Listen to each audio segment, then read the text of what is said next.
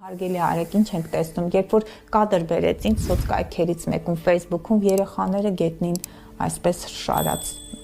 Մենք պետք է միշտ զգոն լինենք։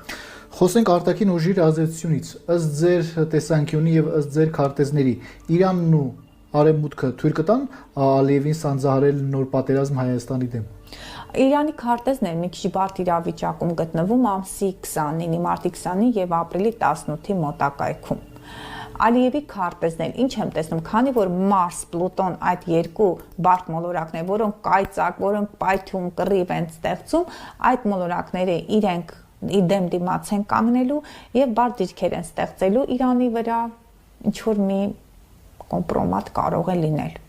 Ադրբեջանն էլ այս պահին նա գիտեք ինչ եմ անընդհատ փորփրում է իբր նախկինից բերված ինչ որ բաներ, բայց Ադրբեջանն էլ դժվար կլինի։ Ինչի է հասնելու Ալիևը։ Չի հասնելու։ Ոչ մի բանի չի հասնելու։ Ոչ մի բան չէ, նա այս ամենը ստեղծում է կրկին ինչ որ բան, քանի որ արդեն իսկ ամսի 14-ի դրությամբ խավարումներում էլ հենց այդպես նշված էր, նա կարողացել է բավարարել իր քմահաճույքներից մի քանիսը, չէ, արդեն նոր քմահաճույքներ, նոր պահանջներ, նոր նարատիվներ է առաջ քաշում։ Ալիևի մեջ տեսնում եք Էրդողանի ստվերը։ Անպայման։ Եթե Ալիևը պատերազմ սկսի, Թուրքիան պատրաստվելու է բացահայտ օգնել Ոչ Ադրբեջանին։ Ոչ։ Չի օգնելու։ Բացահայտ չի օգնելու։ Եթե Թուրքիան այդ ամենը կատարեր,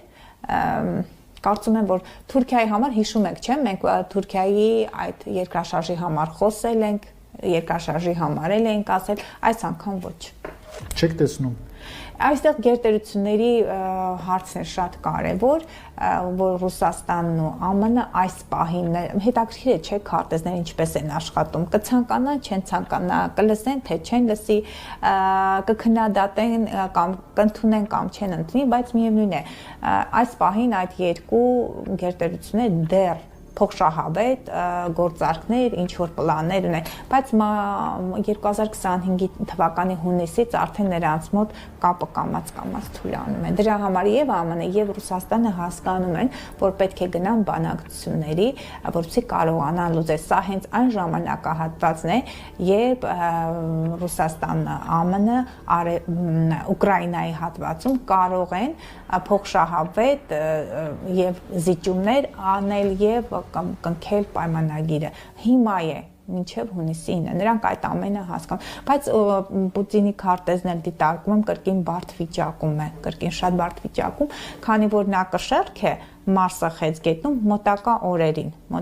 չգիտեմ հարձակումներ կան, ինչ որ ճնշումներ կարող են տարածքային կորուստներ կարող են